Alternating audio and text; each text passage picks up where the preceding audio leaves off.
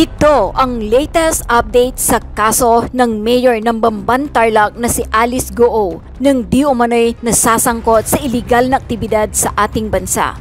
What's your purpose to doing that? Because we are immigration and this is the Philippines. This is not China. Now you have to go with us and follow our rules. Go now. Binaboy niya yung late registration ng ating bansa eh. Itong si Angelito Go, sasama ko sa resolution para mapatawag rin dahil sa pagbababoy niya ng late registration ng ating bansa. Nagkaroon tayo ng ganitong issue. No? Meron tumatakbo bilang mayor, masyadong garapalan eh. Hindi lang isang beses niya finake yung birth certificate. 4 na beses siya nag-fake ng birth certificate. Aside from kay Alice Go, meron yung kay Sheila Go, kay Seaman Go, kay Wesley Go. Lahat fake ang binigay na information. Doon sa pangalan ng father, sinulat niya doon, lahat Angelito Go. Pero ang pangalan niya is Jiang Jong Go. Tinanong doon, nationality, sinulat niya Filipino. Pero ang kanyang nationality, Chinese. 4 times niya ginawa yun. Yung date of marriage, naglagay siya ng date doon na wala naman marriage certificate. At ang kasamaan pa, yung year ni Alice Go at Sheila Go, iba sa year ni Seaman Go at ni Wesley Go. So halatang nagsinungaling siya para makakuha ng fake birth certificate. Magpa-filing kami ng resolution to investigate yung fake birth certificates sa ating bansa. Dahil doon sa hearing, lumalabas na mayroon 300 plus na mga fake birth certificates, of which 60 plus foreigners ang kumuha. So, magpa-file ako ng resolution to investigate that. Nagsinungaling at binaboy daw ng ama ni Bamban Tarlac Mayor Alice Goo ang proseso ng late registration ng birth certificate sa ating bansa. Ito ang mariing pahayag ni Senator Win Gatchalian. Sa ginawang executive session ng Senado noong Miyerkules, mas lalo raw tumibay ang koneksyon ni Bamban Mayor Alice Goo sa ni-raid na Pugo Hub sa kanyang bayan. Marami rin daw matataas at maimpluwensyang personalidad ang sangkot dito. Ayon sa executive session ng Senado, hindi lamang daw si Bamban Mayor Alice Goo ang sangkot umano sa ni-raid na Pugo Hub sa Bamban Tarlac noong Marso. May mga sapat na ebidensya raw ang Senado na magpapatunay sa ugnayan ni Goo at ilang maimpluwensyang tao sa ni-raid na Pugo Hub. Hindi pa rin matukoy ng AMLC o Anti-Money Laundering Council kung saan nagmula ang pera na ginamit para maipatayo ang Pugo Complex na ito. Ayon kay Senator Sherwin Gatchalian, aabot daw ng 6 billion ang halaga nito. Ayon pa sa kanya, lumalawak daw ang galamay ng Pugo sa bansa. Samantala, sumagot ang kampo ng suspendedong mayor ng Bamban Tarlac na si Alice Goo sa mga pahayag ni Senator Win Gatchalian tungkol sa kanya. Ayon sa kampo ni Mayor Goo, wala pa rin daw ebidensyang inilalabas na magdidiin sa koneksyon ng alkalde sa ni-raid na Pugo Hub. Puro lang daw aligasyon ang inilalabas ng Senado. Ayon sa abogado ni Goo, walang ebidensyang totoo ito at dapat munang patunayan ang mga naging pahayag ng senador. Kung may malakas daw na ebidensya ay dapat ihain na raw ang reklamo sa ombudsman. Naghain naman ng motion to lift suspension ang kampo ni Mayor Goo sa ombudsman. Ayon pa sa kampo ni Goo, lalaban daw ang alkalde hanggang mapatunayang wala siyang kasalanan. Nagbabala naman si Senator Risa Hontiveros sa mga nakikipagsabuatan umano sa mga sindikatong Chinese upang hindi mahuli sa mga isinasagawang raid ng Presidential Anti-Organized Crime Commission or PAOCC sa mga illegal na Philippine Offshore Gaming Operators or PUGO sa bansa. Nagbabala si Senator Risa Hontiveros na mananagot ang mga nakikipagsabuatan umano sa mga sindikatong Chinese. May mga Chinese umano na pinatakas bago pa makarating ang PAOCC sa lugar. We will get to the bottom of who is accountable. Saad ni Hontiveros, sino mang nakikipagsabuatan sa mga sindikatong Chinese ay mananagot.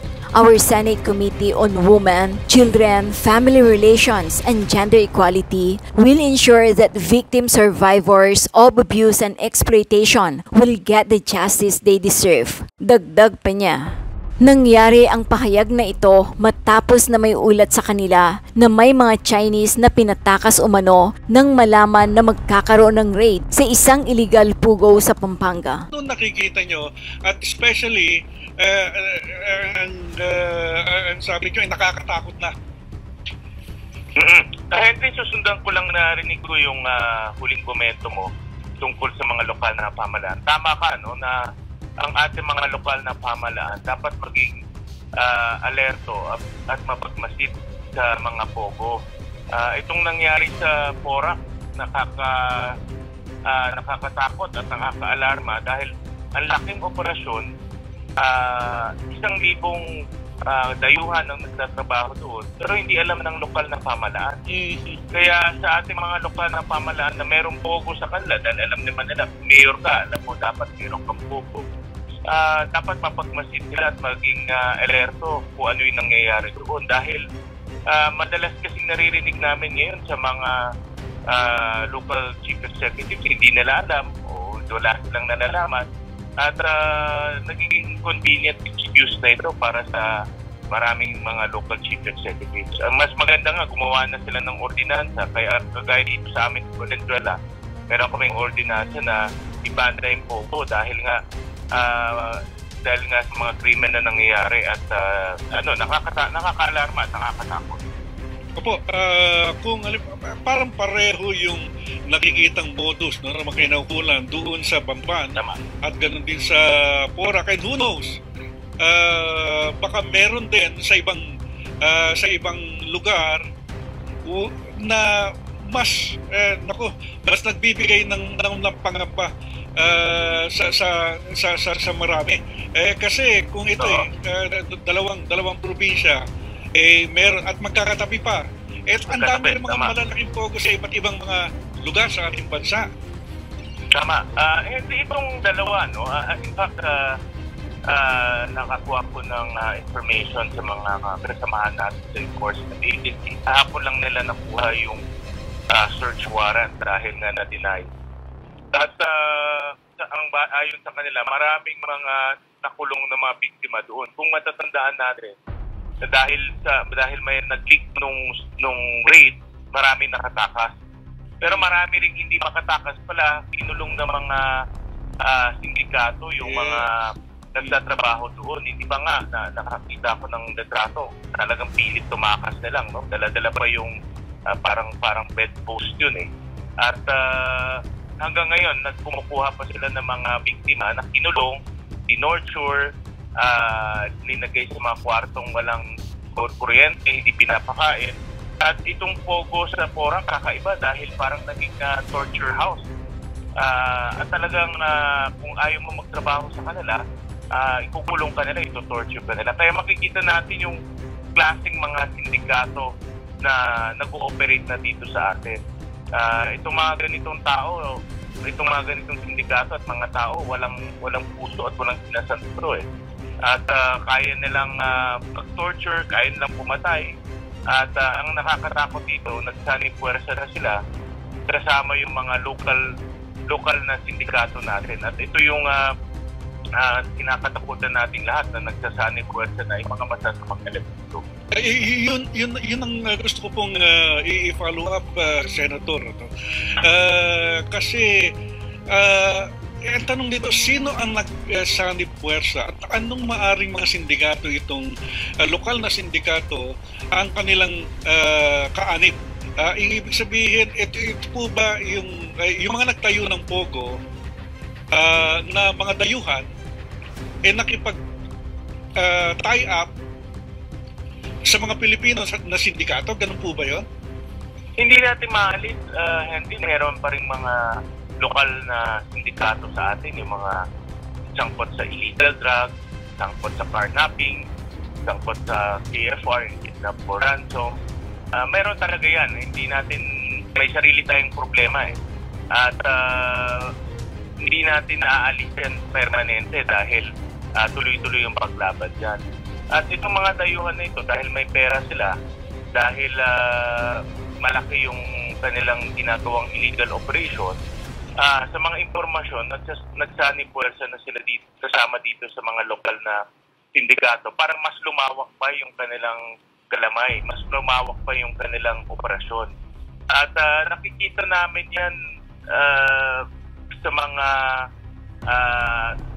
sindikato na nag-ooperate sa ibang lugar kung saan para palawakin nila yung puwersa at yung kanilang sariling, may ano rin yan, may mga sariling intelligence rin. Nagne-network sila sa mga lokal na sindikato. At kahit na ang PAOK nababahala, nung nag-raid sila, ang dami na nakatakas. Ibig sabihin may leak. Correct. Oo. Kaya kaya nabahala sila doon dahil kung makikita natin talagang hindi sila nagko-coordinate doon sa local police, hindi sila nagpa-file ng search warrant doon sa local judiciary, sa iba sila nagpa-file, no? Kasi nga ayaw nila malik eh. Pag malik, hindi mo mahuli yung pinaka-mastermind. Yes. Kagaya dito sa PORAC, hindi nahuli yung mastermind dahil nagtakbuhan na. Pero kahit na ganun ka nag-iingat, meron pa rin leak na lumalabas at yun na nga yung sinasabi natin na yung kanilang galamay at yung network nila lumalaki na at nakakakuha na rin sila ng informasyon galing sa iba't ibang lugar. Oo. Itong pinaka-nakakatakot ito kasi kung may tie-up sa lokal na sindikato, kagaya nga sa i-report kanina kasi ng PAOK, Senator, talaga ang term nga niya, nakakapanindig balahibok yung nakita nila. Oo, talaga. Ako rin hindi, nung narinig ko, parang talagang kikilabutan ka dahil yung mga ganitong tao nag-ooperate sa atin. Sabi ko nga, nabiro ko nga ibang mga staff ko, yung mga lokal na sindikato hindi nga nagto-torture Pera lang hapon. Ito hindi pera at torture. So, ibang klase itong mga nakapasok na dito sa ating bansa. At dahil nga sa tip na ibinigay, nakatakas yung mga mastermind, yung mga organized crime. Ganun sila ka-rooted, pero para sa inyo, mas malawak yung inyong impormasyon na nakakalap. Anong dapat gawin para pahinto na tong mga ganitong mga aktibidad? Hindi sa akin pag-aanalisa, kaya nakapasok itong mga ito dito sa atin dahil sa POGO. At dahil nga yung application ay legitimate yung application, nakakapasok sila ng legitimate, kumukuha sila ng work permit ng legitimate, kumukuha sila ng mga PAG or working permit ng legitimate, pero hindi legitimate yung ginagawa nila, illegal. Bigyan kita ng halimbawa, konkretong halimbawa. Hindi. Itong na-raid sa Bamban, dalawang POGO, nakakatawa nga ito, dahil dalawang POGO company sa isang lugar na ang pagitan lang ay isang baon nung pag-raid. Yung una, yung Hongsheng, legal yun, may kompleto yung papeles doon. Yung Zunyuan, legal rin, kompleto rin papeles. Pero parehong na-raid, at nung rinate sila, yung mga empleyado doon, may mga papeles rin. So ang ibig sabihin nito, nung binigyan sila ng lisensya, kumuha sila, kasi pwede kang kumuha ng libo-libong empleyado, kumuha sila ng libo-libong empleyado, at yung mga nakapasok dito, mga mga may criminal records, may warrant of arrest, at malitaan din namin, at ito nakita rin namin trend, na marami dito sa mga mastermind, at marami sa mga dayuhang nagtatrabaho sa POGO, palipat-lipat lang. For example, itong raid sa Bamban, may nakita rin dito sa PORAC. Kaya palipat-lipat lang sila. Palipat-lipat lang yung ibang mga nagtatrabaho doon. Kaya sinasabing iisa ang nasa likod nitong dalawang POGO na ito sa dalawang probinsya. Yun ang initial na findings ng PAOK at ng enforcement agencies na maraming mga nagtatrabaho doon ay nakita rin nila sa Bamban. Dahil sa laki, like for example sa Bamban, almost 800 yung nahuli doon. Di naman lahat doon nakulong. Iba pinakawala, iba in-deport. Kaya marami doon sa pinakawala, nakita rin nila dito sa PORAC. No? Kaya, at nakita rin nila sa iba. Umiikot lang nga itong mga empleyado na ito dahil sabi sa mga briefing na nakuha namin, dahil natuto na itong mga ito at malaki naman ang kita, yung iba na pinakawala, nakita nila sa ibang POGO dahil gusto nilang kumita na malaki. Kaya sabi nga, part 1, part 2, part 3, nakita ang dokumento nun. Meron ganun na nakikita. So may pangatlo pa. Saan ka yung pangatlo? Yun ang ina. Marami pa, hindi. Sa information na nakuha namin, marami pang ganito. Maraming mga POGO na sinasurveillance, maraming mga POGO na may lisensya pero may ganitong operation. Ang PAOK kasi 40 lang ang tao eh. Yun na. Hindi nila kayang 40 lang. Hindi nila kayang sabay-sabay raid dahil isang raid umaabot rin ng isang taon yung pag-surveillance at kumukuha ng information. Dahil hindi ka na mabibigyan ng warrant of search warrant kung yung information mo ay hindi maganda. Ang problema naman sa coordination sa iba't ibang ahensya, hindi naman sa nag-aakusa, no? Pero nangyari kasi dahil kinakailangan sila mag-coordinate kung saan-saan, ayun, nag-leak. Tama, kaya nag-iingat talaga sila. Malaking pag-iingat din lang ginagawa. In fact, yan rin isang problema ngayon ng PAOK at enforcement agencies natin, yung information, dahil kung nag-leak, nakakatakas yung mga mastermind at ilang beses na rin natin nakita ito, nakatakas. Mahirap itong trabaho nila, at kaya nga malaki ang aking pasasalamat sa kanila na kahit na tuloy-tuloy itong POGO sa atin, tuloy-tuloy pa rin yung kanilang pagmamasid, tuloy-tuloy yung kanilang pagsusurveillance at tuloy-tuloy yung kanilang raid. Ngayon sa pagkakataong ito, meron po bang posibilidad na isama sa investigasyon ng Senado ang itong PORAC Pampanga? Oo, nag-file ako magpa-file pa lang ng resolution na imbestigahan itong PORAC incident. Ang gusto kasi natin makita dito yung trend no? Kagaya nitong sa PORAC, mayroon talagang elemento ng human trafficking. Mas malaki ang elemento ng human trafficking at prostitution.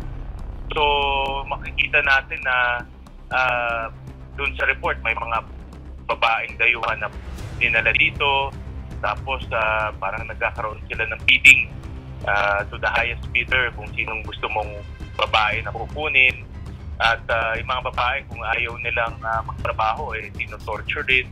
So gusto rin natin ito, mga ganito dapat mailabas. Nakakatakot man, pero dapat ilabas to sa ating mga kababayan para malaman nila na yung ganitong klaseng mga sindikato na dito na sa ating bansa. Ang kinakatakutan ko kasi, Henry, na itong mga sindikatong to may pera at pag sila nagka-puwersa sa mga lokal na sindikato, hindi na mga foreigner ita-target yan, mga local na rin. So, at doon yung ayaw natin mangyari. Nakita na natin yan during the 90s, mga kidnap for ransom, talagang walang takot ang ginagawa yung kanila mga criminal activities. And of course, marami nagsasabi na ito ay isang national security concerns din. O national security issue. Oo, Henry, dahil sa mga information namin, galamay nila kumakalat na kasama na yung mga nasabi ko na ito dati, yung sa mga information namin may mga enforcement agencies na kasabwat na nila, may mga politiko na kasabwat na rin nila, at dahil nga malaki yung perang pumapasok, kagaya dito sa Banban, ito nasabi ko na ito nung huling naipatayo nila yung POGO Hub na yun na nagkakahalaga ng 6.1 billion pesos, pero hindi matrace hanggang ngayon kung paano ipinasok yung pera. Ilang linggo na namin hinahanap yung kontraktor, yung bangko na dinaanan nito pera. Even yung Anti-Money Laundering Council, hindi rin nila alam. Ganong kagaling itong mga kausap natin, kaya nila magpasok ng bilyon-bilyon na hindi alam ng otoridad kung paano pinasok at paano pinasok. At yun nakakatakot dahil yung 6.1 billion doon, ako naniniwala, iba doon pumunta sa paglalagay at pagkukorap ng mga opisyales. Yun ang mas matindi. Ano po, kanina kausap ko yung abogado ni Mayor ko. Ang kanyang sinasabi, nagiging trial by publicity daw ang nangyayari. At pati hindi na lang hayaan sa korte yung investigasyon kung ang Kongreso raw, ang trabaho ay mag-formulate ng batas, ang trabaho ng korte ay lumitis ng kaso. Ano po reaction niyo rito? Well, ang trabaho ng Senado, iba sa trabaho ng korte. Hindi naman po kami korte. Ang aming ginagawa is in aid of legislation. At para sa akin, kailangan namin tignan lahat, tanungin lahat, para magkaroon ng rekomendasyon kung ano ang mga butas na nakikita namin at takpan yun sa pamamagitan ng batas. Bigyan kita ng konkretong halimbawa, Henry, itong late registration talagang naabuso. Nakita namin talagang pinadali natin yan para sa mga kababayan natin katutubo dahil marami sa mga nag-late register, mga katutubo. Pero dahil pinadali natin, inabuso naman ng mga dayuhan, yung mga ayaw dumaan sa naturalization process natin, nag-shortcut, dinoktor. At nakita rin namin na mayroong elementary ng sindikato sa loob ng civil registry. Hindi natin maaalis yan.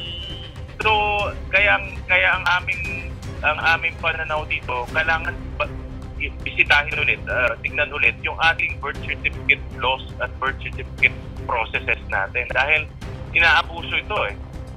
Hindi lang naman itong kaso sa Bantan, may mga kaso pang mga dayuhan na nakakuha ng passport at birth certificate gamit na peking late registration. So, ang punto ko lang naman, kung hindi natin tinignan yung anggulo ng citizenship ni Alice Go, hindi lalabas to. At hindi natin makikita kung paano siya nakakuha ng birth certificate at kung paano yung kanyang ama na nag-apply, nagsinungaling para makakuha ng peking birth certificate. At tuloy-tuloy pa po ito. Itong investigation na ito ay hindi lamang sa Bamban, ito panibago sa Porac. Mas lalo na doon sa Porac. Oo, Henry, to be honest about it, ayaw na namin sana dumami pa yung mga ganitong investigasyon dahil ibig sabihin, naglilipa na pa rin ang mga pogo sa ating bansa, lalo na yung mga illegal na aktibidad nila. Pero itong in the case of Banban, mayroon pang isa o dalawang hearing na gagawin, depende sa informasyon na makukuha namin.